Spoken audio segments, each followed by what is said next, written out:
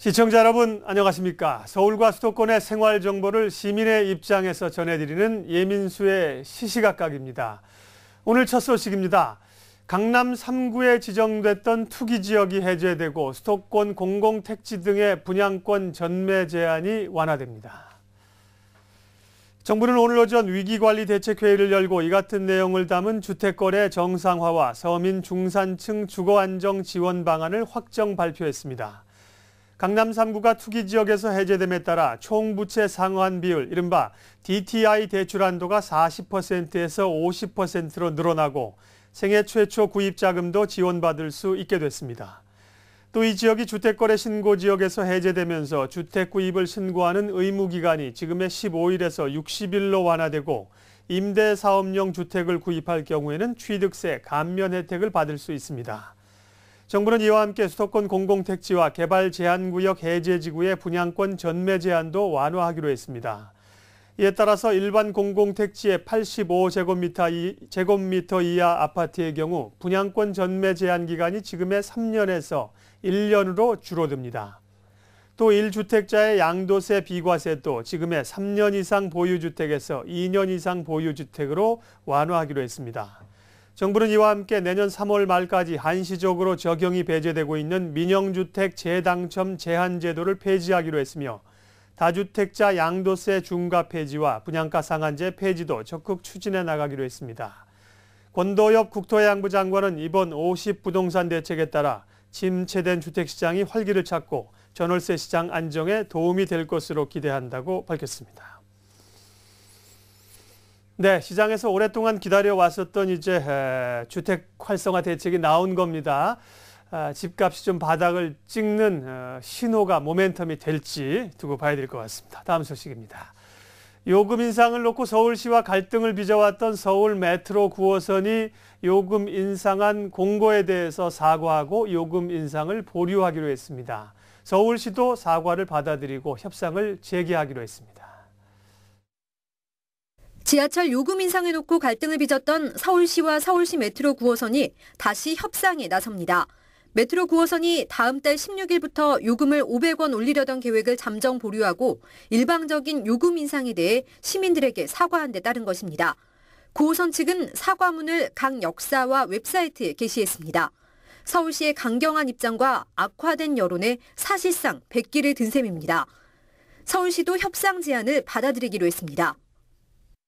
서울시 메트로 9호선 주가 일방적으로 추진하던 지하철 9호선 요금 인상 계획을 철회하고 사과한 것에 대해 늦었지만 다행스럽게 생각하며 협상을 진행해 나갈 계획입니다.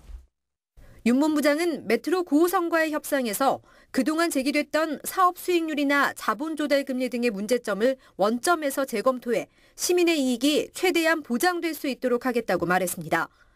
요금 인상 여부나 시기, 수준에 대해서는 아직 얘기할 단계가 아니고 요금이 1,200원 정도 오를 것이라는 것도 사실과 다르다고 말했습니다. 9호선에 대한 과태료 부과와 사장 해임 여부와 관련해서는 9호선 측의 사과 취지와 재발 방지 노력, 협상 재개 시 자세를 보고 판단한다는 입장입니다. 서울시의회의 지하철 9호선과 우면산 터널 등에 대한 행정사무조사도 계속됩니다.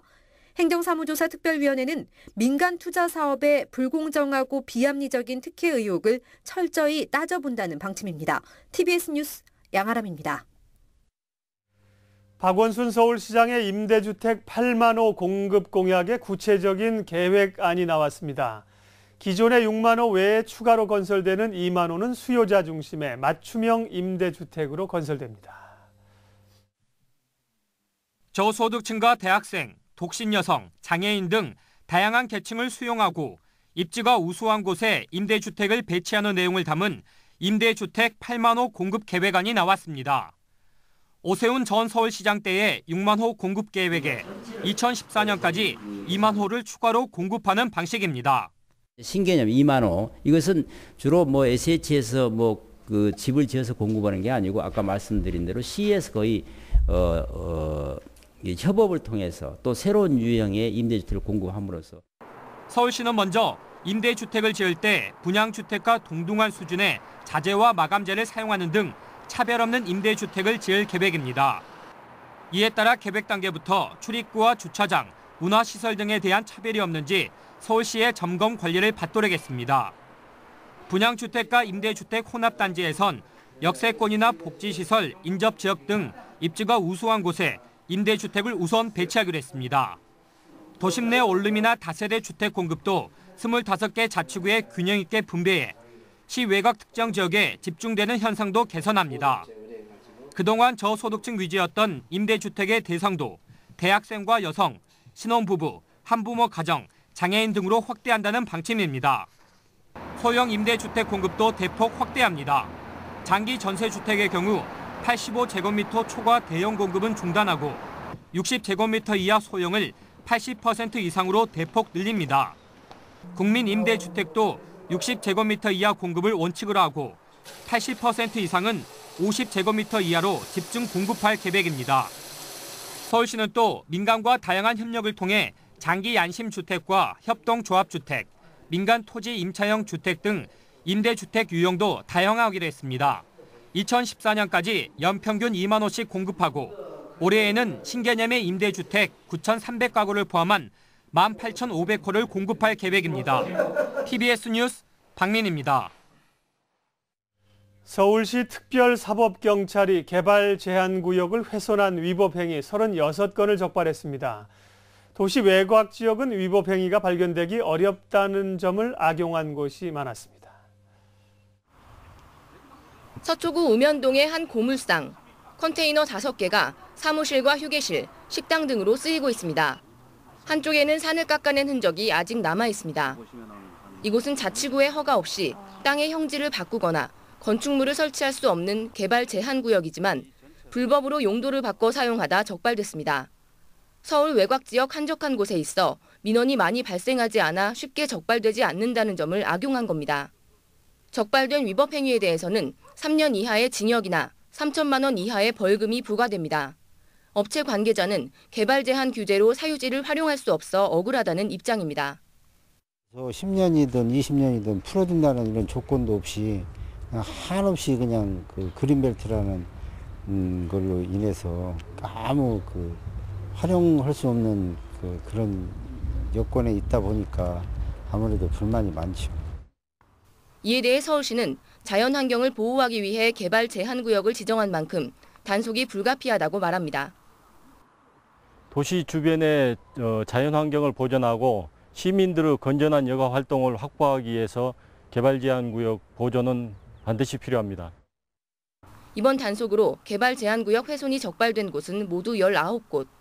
이들이 한 위법 행위는 36건에 달합니다. 서울시 특별사법경찰은 앞으로도 지속적인 단속을 벌여 개발 제한구역 보호에 힘쓰겠다는 계획입니다. TBS 뉴스 김혜진입니다. 네, 우리 사회도 이제 인구 고령화 사회로 진입하면서 살 날은 많아지는 반면에 퇴직 시기는 더 빨라지고 있습니다. 퇴직 후에 노년을 어떻게 보내느냐가 지금 중년들의 가장 큰 고민인데요. 나이에 구애받지 않고 꾸준히 자기 개발을 위해서 노력하는 어르신들을 만나봤습니다. 고양시 영상미디어센터. 한 강의실에서 영상 제작 수업이 한창입니다. 강의에 몰두한 학생들은 백발성성한 어르신들. 손자 손녀뻘 강사들에게 영상 제작에 대한 내용을 꼼꼼히 챙겨 듣는 모습이 사뭇 진지합니다. 지난 8일부터 매주 화요일 어르신을 대상으로 영상 제작 교육을 하는 이름하여 실버멘터리 수업입니다. 실버멘터리 수업의 쉽지 않은 도전은 다름 아닌 어르신들의 제안으로 시작됐습니다. 이분들은 젊은 사람들보다 컴퓨터 활용 능력뿐만 아니라 영상에 대한 관심이 누구보다 열정이 많으십니다. 그래서 이분들을 처음 만났을 때 좀 더 체계적인 미디어 교육을 가르쳐 드려야겠다라는 생각으로 고양 실버멘터리가 개강이 됐습니다. 젊은이들도 어려워하는 영상 제작에 도전하는 평균 연령 75세의 어르신들. 새로운 것을 배우고자 하는 열망 하나로 뭉친 것이 컴맹 탈출은 물론 삶의 활력소를 되찾아줬습니다. 여러 교육장을 다니면서 컴퓨터에 대한 새로운 것을 배우고 또 친목도 도모하고 건강을 위해서도 여러 가지 모임을 만들었어요. 급변하는 디지털 시대에 노인들이 쉽게 따라가지 못하는 것은 어쩌면 당연한 현실입니다. 하지만 수업에 참가하는 어르신들은 따라가는 것을 당연한 현실로 받아들였습니다. 그러자 덤으로 컴퓨터라는 새로운 친구도 생겼습니다. 연세 드신 분들이 꼭 배워야 될 거라고 생각해요. 왜냐하면은 나중에 우리가 거동을 못할 때 누구랑 놀겠어요? 컴퓨터 속에는 없는 것이 없잖아요. 정말 정보로서부터 내가 무슨 옛날 노래를 하나 듣고 싶다 하면 그거 찾아서 듣고. 식지 않는 열정으로 끝없는 도전을 펼치고 있는 어르신들. 각종 영화제 출품에 상도 타겠다는 당찬 포부와 함께 제2, 제3의 꿈을 펼치고 있습니다.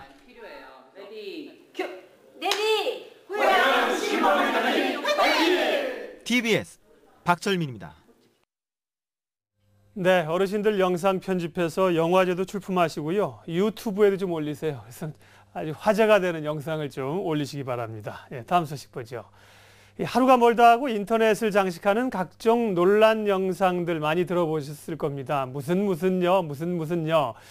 이런 영상 중에는 사실을 초기 사실관계가 확인되지 않은 채 알려져서 비난을 받기도 하고 문제를 낳기도 합니다. 때로는 마녀 사냥을 야기하기도 하는 인터넷 문화를 현장 인사이드에서 알아봤습니다.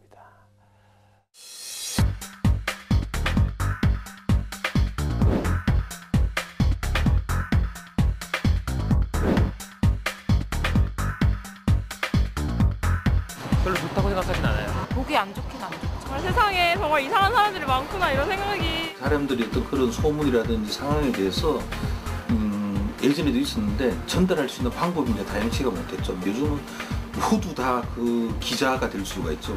이 매체들의 특성 때문에 이런 것들이 활발하게 좀 진행되지 않나 그런 생각을 해봅니다. 여러분, 정의롭고 용감한 시민이 되는 거 어렵지 않아요. 저쪽 지하철에 어떤 사람들이 싸우고 있어요. 얼른 달려가서 말릴 필요 없어요. 그냥 찍으세요. 개입하고 싶진 않은데 저건 아니라고 생각하니까 말렸는데도 욕먹는 경우도 있으니까 선뜻 그렇게 나서진 않고 숨어서 그냥 동영상만 찍는 것 같아요. 많은 사람들이 그 비도덕한 행위를 한 사람을 비난하는 것은 뭐 그럴 수 있지만 그런 행위가 그 사람으로 하여금 그 재기 불가능한 그런 심각한 정신적 충격의 상태, 피해 상태로 빠지게 하는 것은 새로운 법률적인 문제가 발생할 수 있다라는 것을 인식을 해야 될 것입니다.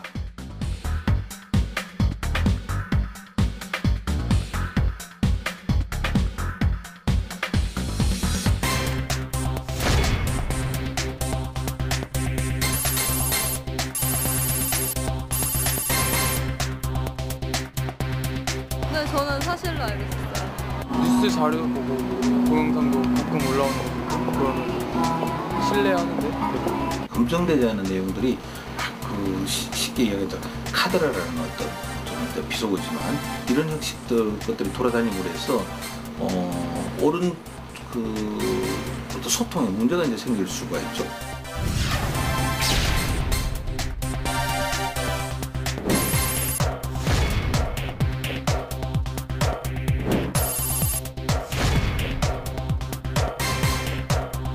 잘못한 거니까 벌을 받았으면 보호해줘야 되겠죠. 근데 그게 막는다고 다 보호는 안 될 것 같은데. 타인의 그 정체성을 알 수 있는 내용의 동영상을 막 퍼나르기를 한다든지 하면 그 사람이 누군지를 알려주는 셈이 되기 때문에 프라이버시 침해가 될 수가 있고요. 사실 그대로를 알린 경우라 하더라도 3년 이하의 징역에 처해질 수가 있고 만약에 이게 허위의 사실일 경우에는 7년 이하의 징역에 처해질 수 있는 굉장히 무거운 형사처벌을 받을 수 있는 범죄 행위가 될 수가 있습니다.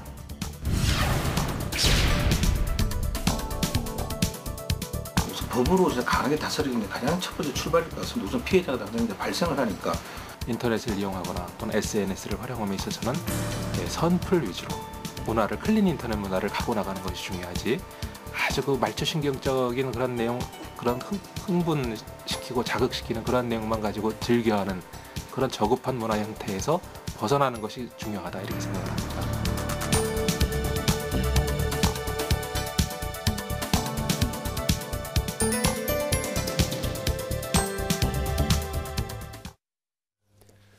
네, 다음 소식입니다. 복지시설이나 공공기관을 직접 찾아가 다양한 문화공연을 펼치는 서울시의 사랑의 문화 나눔 사업이 여건이 맞지 않아서 공연을 접할 기회가 적었던 분들에게 좋은 반응을 얻고 있습니다. 관악구의 한 노인종합복지관. 서울시 문화복지사업인 2012 사랑의 문화나눔 첫 행사로 문화재단의 추천을 받은 전문 공연단체가 복지관을 직접 방문해 어르신들을 위한 판소리 공연을 선보였습니다. 공연 접근성이 떨어지는 문화 소외계층을 직접 찾아가서 문화예술 공연을 하는 사업입니다.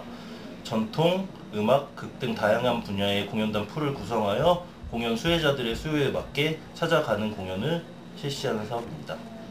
맛깔나는 판소리와 흥겨운 우리가락의 어깨춤이 절로 나는 어르신들. 공연을 관람하는 표정에도 즐거움이 가득합니다. 평소에 이런 공연을 접할 일이 없잖아요. 그런데 이렇게 일부러 여기 오셔서 찾아와 주셔서 효사랑을 느껴주시면 너무 고맙습니다. 사랑의 문화나눔은 올 연말까지 서울 전역을 돌며 총 380회의 공연을 선보일 예정이며 문화관광디자인본부 홈페이지를 통해 신청할 수 있습니다. 나눔의 기쁨과 공연 관람의 즐거움을 선물하는 문화나눔 행사가 시민들의 문화생활 증진에 도움이 되길 기대합니다. TBS 리포트입니다.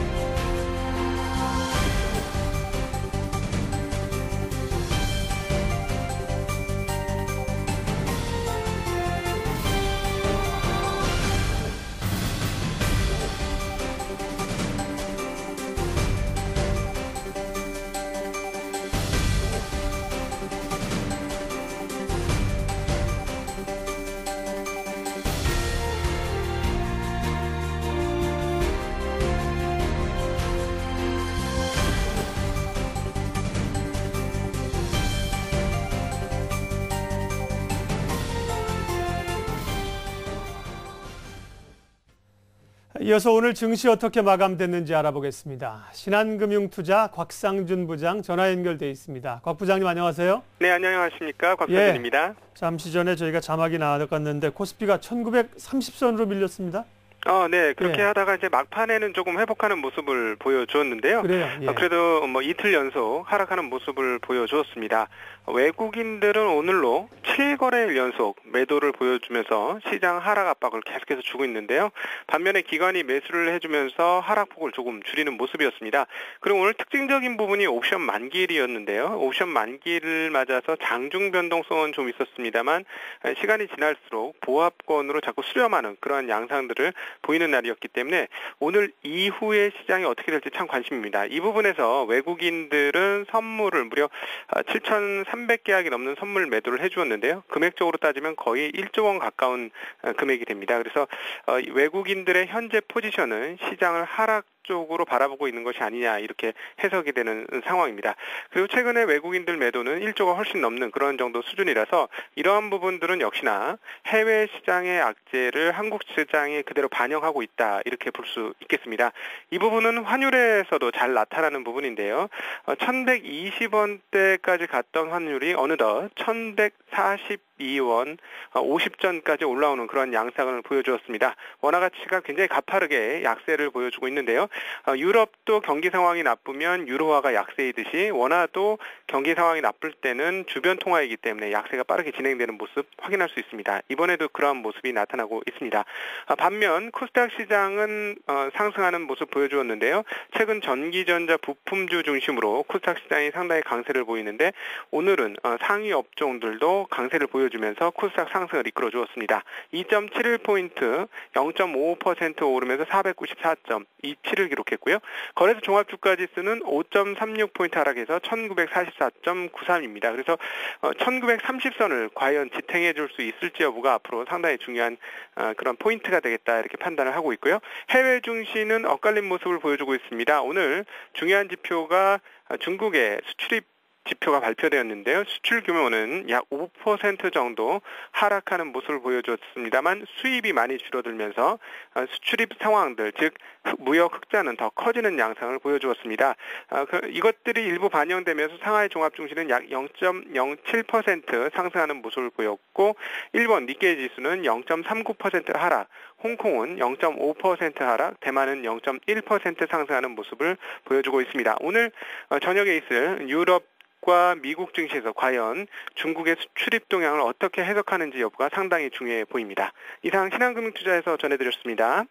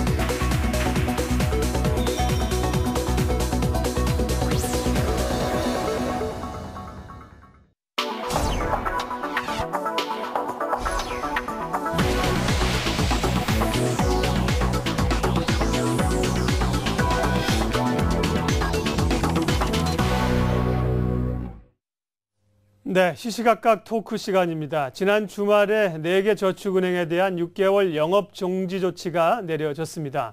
검찰은 저축은행 비리 수사를 진행하고 있는데요. 여러 가지 비리 의혹들이 속속 드러나고 있습니다. 오늘은 경제정의실천시민연합 이기웅 간사와 함께 저축은행 문제에 대해서 이야기 나눠보도록 하겠습니다. 어서 오십시오. 네.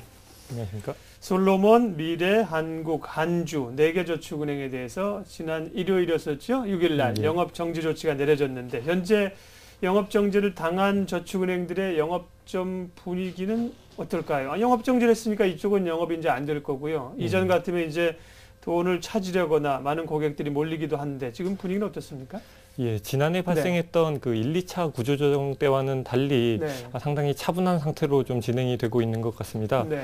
일부 영업점에서는 그 항의하는 고객보다 그 촬영하러 온 기자 수가 많았다는 그런 언론 보도를 나오는 것으로 보아 영업 정지 사태가 어느 정도 예상이 되었던 것 같고요. 따라서 결국 그 우려했던 대규모 예금 인출 사태는 벌어지지 않았고 또 시간이 지나면서 그 예금 인출 규모가 평상시 수준으로 빠르게 회복되고 있는 것으로 나타나고 있습니다. 네. 특히 이제 피해자들이 5, 60대 이후 장노년층이 좀 많다는 게 또 좀 문제이고요. 이번이 이제 3차 저축은행에 대한 구조조정 아니겠습니까? 근데 1, 2차 때 그 마무리가 좀 매듭이 잘 지어졌다면 추가적인 이런 사태가 좀 없었을 텐데 왜 이렇게 사태가 계속 번져가는 걸까요? 예, 사실상 그 2차 구조조정 당시에 완전히 이제 구조조정이 끝난 것이 아니라 그 6개 저축은행에 대해서 그 경영 개선 계획을 받고 영업정지를 유예를 시켜준 바 있습니다. 그러나 이제 지난 8개월 동안 그 저축은행들의 경영 정상화 노력들이 좀 제대로 이루어지지 않았다는 것이 금융당국의 판단인 것 같고요. 일부 저축은행들이 이제 영업정지 명령이 내려지기 전에 이제 이것을 미리 알고 또 고객 돈을 빼돌리거나 또 BIS 비율을 속이는 등의 그 불법 행위 등이 이제 드러나면서 영업정지 사태를 피할 수 없었던 것 같습니다. 네. 이 대주주의 자격에 대해서 금융당국이 너무 좀 제대로 검사를 안 했다는, 소홀했다는 지적을 받을 수밖에 없는데 특별히 미래저축은행 김찬경 회장의 경우는 정말 영화 같은 이야기들이 지금 나오고 있지 않습니까? 영업 정지되기 하루 전에 고객 돈 빼서 중국으로 밀항하려다가 붙잡히고 말이죠. 온갖 의혹이 쏟아지고 있습니다. 예. 금융기관 회장이 그 밀항까지 시도했다는 점에서 국민들에게 상당한 그 충격을 주고 있는데요. 네. 지난 1, 2차 영업정지 사태 때처럼 그런 개인적인 불법 비리 행위뿐만이 아니라 그 정관계 로비까지 그 전방위적인 불법 비리 행위들이 이제 드러나고 있습니다. 따라서 당연히 이제 사법 절차에 따라서 엄벌이 필요할 것이고요. 그뿐만 아니라 이제 피해자들이 조금이라도 더 보상받을 수 있도록 앞으로 검찰 수사가 좀 더 면밀히 이루어져서 그 불법 자금에 대한 환수 노력들이 필요할 것으로 보입니다. 일단 검찰이 강도 높은 조사를 하겠다고 밝힌 바가 있기 때문에 네. 좀 더 수사를 지켜볼 필요가 있다고 봅니다. 예. 아주 검은 커넥션의 거래들이 많이 있었고요. 몇백억짜리 그림이 오가기도 하고요. 서로 불법 대출을 하기도 하고 정치권의 로비도 좀 있었다는 것으로 현재 전해지고 있습니다. 이 솔로몬저축은행과 미래저축은행이 영업정지를 피하기 위해서 상호 대출을 하는 편법적인 방법을 사용했다고 하는데요. 왜 그런 그 일들을 한 것일까요? 예, 사실상 그 금융당국의 그 감독 초점이 네. BIS 비율에만 너무 이제 집중이 되어 있기 때문에 저축은행들이 이제 살아남기 위해서 이제 네. 서로에게 상호 증자하는 방식을 통해서 이제 자본금을 높이고 그에 따라서 이제 BIS 비율을 높이는 방식을 써오다가 적발이 되었습니다. 물론 이 같은 편법적인 방식을 사용하는 저축은행들에게 일차적인 문제가 있겠지만 BIS 비율만 맞추도록 감독하고 있는 금융당국의 그 감독 지침들이 거기에 대한 이제 지적을 피할 수 없을 것 같은데요. 금융당국이 이 같은 감독 방침 때문에 그 상호 출자뿐만이 아니라 이제 사채업자를 이용한 가장주금 납입 등의 그 다양한 편법 행위들이 지금 발생하고 있다고 볼 수 있겠습니다. 네. BIS 국제결제은행 자기자본 비율이죠. 기준이 여기에 맞춰 있다 보니까 다른 불법을 저질러서라도 이것만 맞추면 피해갈 수 있을 거라고 생각을 했다는 거죠. 그리고 저축은행 영업정지 사태 때마다 보면 이번이 3차인데요. 이전에도 보면 아시아 자산운용이라는 회사가 등장을 해서 뭔가 얽혀있는 게 많습니다. 왜 그럴까요? 예, 지난 그 1차 영업정지 사태 때도 그 김종창 전 금감원장이 지분을 보유하고 있는 그 아시아 자산운용에 대한 의혹들이 생겨났었는데요. 이번에도 그 미래저축은행이 아시아 자산운용의 그 일부 지분을 보유하고 있는 것으로 나타났고 또 영업정지당한 한국저축은행의 계열사인 그 진흥저축은행이라는 곳에서도 일부 지분을 보유하고 있는 것으로 나타났습니다. 이 아시아저축은행이라는 곳의 그 2010년 3월 감사보고서를 보면 이번에 영업정지당한 2개 저축은행 외에도 총 8개의 저축은행들이 투자하고 있는 것으로 나타났는데요. 아시아 자산운용이요? 예. 네네. 그러니까 그 저축은행이 아시아 자산운용에게 그 지분 투자를 하고 있는 것으로 나타났는데요. 그 8개 중에서 6개 저축은행이 영업정지를 당했습니다. 결국 그 김종찬 전 금감원장을 통한 그 정관계 로비가 있지 않냐는 그런 의혹들이 발생을 할 수밖에 없는데요. 작년 11월에 그 김 전 원장이 이제 불구속 기소가 되었습니다. 그런데 그 이후로 검찰 수사가 지금 현재 진척이 없습니다. 그래서 좀 더 그 검찰이 이런 정관계 로비에 대해서 좀 강력한 수사가 필요하지 않을까 싶습니다. 그 로비가 성공을 했는지 아닌지는 정확히 모르겠지만 8개 아시아 자산운용에 투자한 8개 저축은행 가운데 6개가 영업정지를 당하고 퇴출을 당했다. 그러니까 분명히 좀 로비를 하려고 했었던 개연성이 보이는 것들이죠. 예, 의혹을 제기하기에는 충분한 근거죠. 사실관계는 검찰에서 밝히겠지만 말이에요. 다시 문제가 되고 있는 저축은행 사태에 대해서 분석하고 있습니다. 경실련 이기웅 간사 만나 뵙고 있어요. 근데 저축은행들이 왜 이렇게 어려워진 것일까 하는 의문을 갖게 돼요. 물론 불법과 부실이 많이 있었는데 그 가운데 영업에서 가장 문제되는 부분 중 하나가 PF, 부동산 PF, 프로젝트 파이낸싱일 텐데요. 이 다른 금융기관보다도 이 저축은행의 PF가 더 부실하게 이루어진 겁니까? 그동안 과정들이? 그 PF 대출 심사가 이제 그 해당 PF 사업장에 대한 그 사업성 평가와 함께 이루어져야 되기 때문에 고도의 전문성이 요하는 것이고 또 대규모 대출이 이루어지다 보니까 신중히 심사를 해야 됨에도 불구하고 은행들에서 시중 은행들에서도 한두 달 걸리는 그 대출 심사를 보름도 채 걸리지 않은 상태에서 대출 승인을 해준 것으로 드러나고 있습니다. 거기다가 이제 그 직원들에 대한 그 성과급까지 지급하다 보니 과도한 그 PF 대출이 이제 발생할 수밖에 없었고요. 그 부실 심사에 대한 여파가 현재 지금 부메랑으로 돼서 돌아오는 것 같습니다. 네.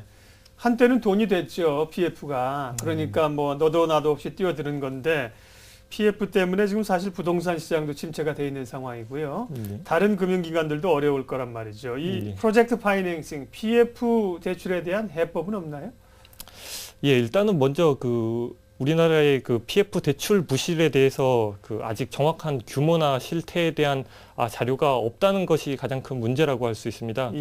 금융위기 이후부터 그 PF 대출 부실 문제에 대해서 금융당국이 인지를 했었거든요. 그래서 2008년과 2009년에 PF 그 사업장에 대한 전수조사를 실시를 했습니다. 그래서 2008년도에 그 악화 우려로 판명된 사업장이 약 7%로 나타났었고 2009년도에는 2배가 넘는 14% 이상이 악화 우려 사업장으로 평가가 되었습니다. 예, 그런데 2010년과 2011년에는 이런 그 전수조사를 금융당국이 하지를 않았거든요.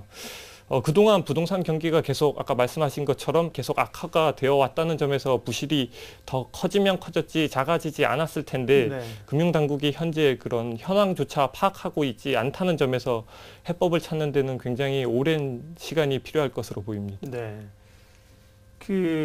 앞으로 이 PF 대출이나 혹은 이 저축은행, 부실저축은행 문제를 해결하기 위해서 어떤 길이 좀 필요하다고 보세요? 네. 예, 뭐 지난해 이제 2차 구조조정에서 이제 그 경영 계획 개선 계획을 받아서 영업 정지를 유예시켜주고 또 앞으로 영업 정지 사태는 없다고 공언한 바 있는데요. 그러한 그 경영 개선 계획을 성실히 이행하는지 금융당국이 당연히 관리 감독을 해야 할 것이고 그에 따라서 이제 지도를 해야 되는데 이러한 BIS 비율 충족 요건에만 너무 매달려서 저축은행들을 압박을 하다 보니까 이제 앞서 말씀드렸듯이 이제 편법적인 그런 문제들이 계속해서 발생하게 되는 것이거든요. 그래서 이런 BIS 비율에 초점을 둔 그 구조조정이 과연 바람직한 방법이냐에 대해서 다시 한번 좀 고민을 해봐야 될 것 같습니다. 네.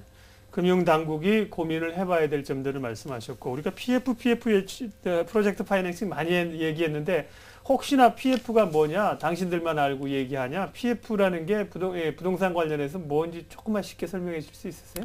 네. 이제 부동산 투자를 하게 되는 이제 선진 금융 기법 중에 하나라고 해서 이제 프로젝트 파이낸싱 기법이라는 것의 이제 줄임말입니다. 그러니까 대규모 이제 건설 공사 현장에서 필요한 대규모 자금을 이제 받기 위해서 외부에서 자금을 조달하는 거죠. 예, 은행들이나 이런 곳에서 이제 사업성 평가를 해서 사업성이 있을 경우에 이제 대출을 해주고 거기에서 이제 금융기관은 이자 수익을 얻게 되고 그다음에 이제 건설사들은 분양 수익을 얻게 되는 그런 금융 기법 중에 하나라고 볼 수 있습니다. 그렇습니다. 금감원이 이제 감독당국에서 이제 너무 BIS 비율에만 매이지 말고 여러 가지 대책을 세워야 된다는 말씀하셨는데 저축은행이라는 이름 자체를 이제 은행이라고 쓰는 것 자체가 문제가 있다. 이 투자자들을 고객들을 좀 오도한다는 얘기도 있어요. 예.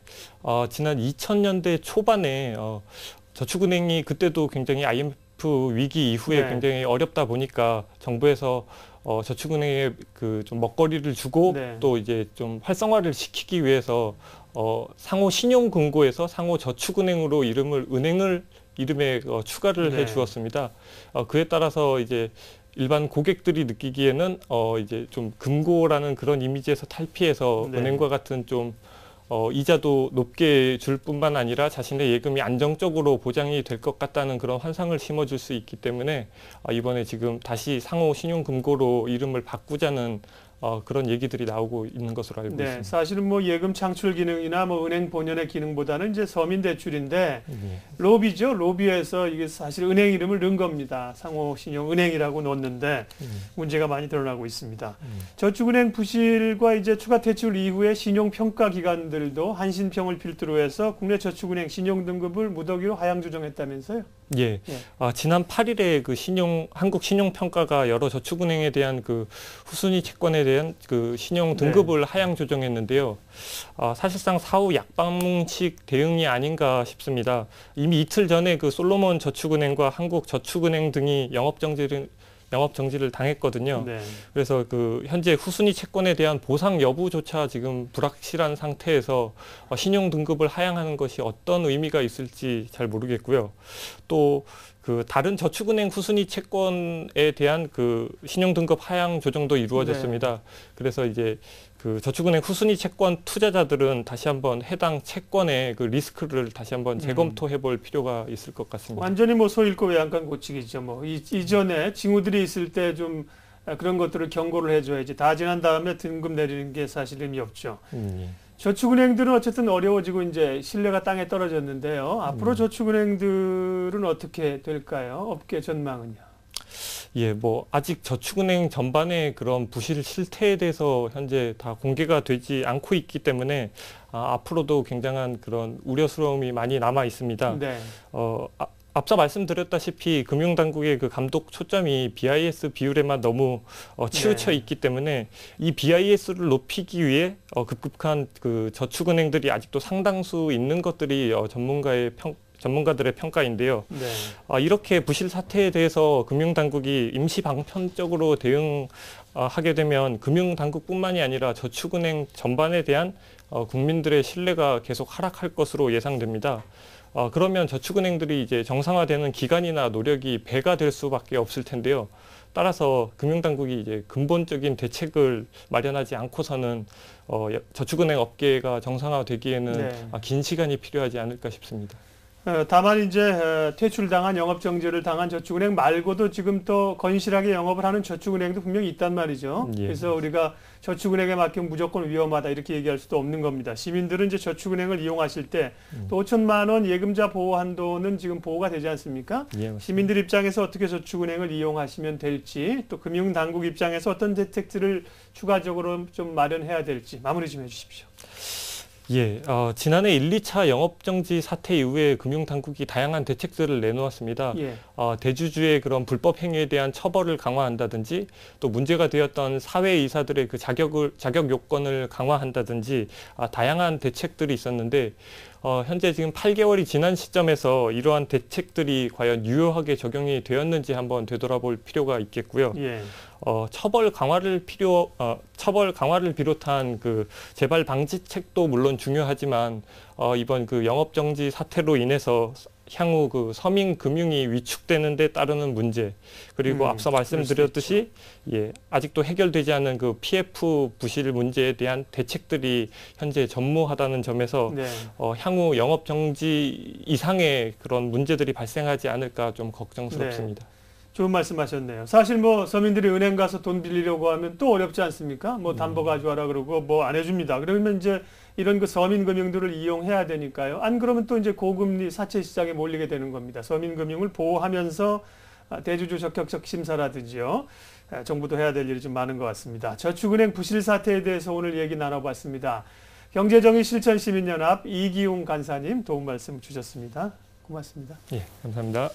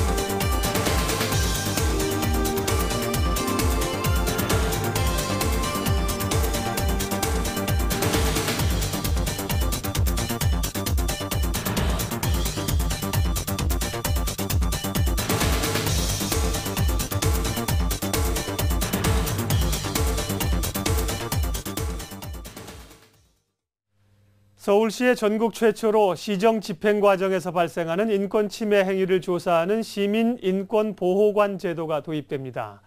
시민인권보호관은 서울시와 자치구 등의 지원을 받는 각종 복지시설 등에서 일어나는 인권 침해 행위를 독립적으로 조사해 시정 권고할 수 있습니다. 서울시는 이 같은 내용이 담긴 인권 기본 조례를 마련해 오늘 입법 예고한다고 밝혔습니다. 각종 재난 사태 때 서울 시민들에게 물을 공급하는 비상급수시설에 대한 실태조사가 실시됩니다. 서울시는 오늘부터 22일까지 자치구와 함께 비상급수시설의 정상 작동 여부와 환경 정비 실태 등을 점검한다고 밝혔습니다. 서울시는 재난으로 수도시설이 파괴되거나 용수가 부족할 때 시민들에게 지하수를 공급할 수 있도록 현재 1000여 곳의 비상급수시설을 운영하고 있습니다. 하루 공급량은 18만 톤으로 서울 시민 한 사람이 하루 17리터를 사용할 수 있는 양입니다. 육아나 가사 등의 이유로 퇴직한 여성 구직자에게 공공부문 시간제 일자리가 제공됩니다. 서울시는 전문직 직종 경력 단절 여성 가운데 전일 근무가 어려운 주부와 퇴직자를 대상으로 200여 명을 모집한다고 밝혔습니다. 실무 경력 1년 이상 전문 분야 경력자 가운데 30대 이상 여성 퇴직자는 오늘부터 18일까지 서울 일자리 플러스 센터를 방문하거나 우편 또는 이메일로 서류를 접수하면 됩니다.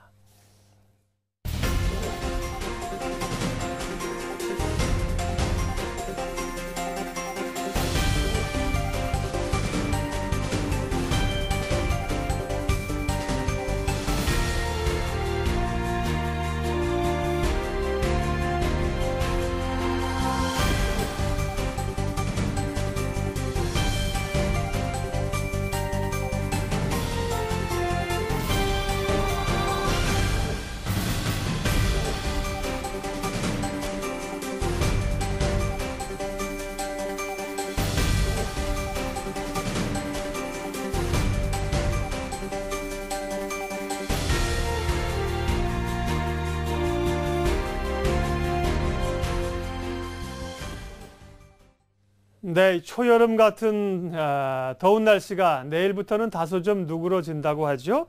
그리고 돌아보면 올봄에 그나마 감사한 게 황사가 별로 없죠. 우리 황사 때문에 고생들 많이 했는데요. 이렇게 보이지 않지만 찾아보면 주변에 감사할 일들도 많이 있는 것 같습니다. 예민수의 시시각각 오늘 준비한 소식은 여기까지입니다. 남은 시간도 행복하십시오. 고맙습니다.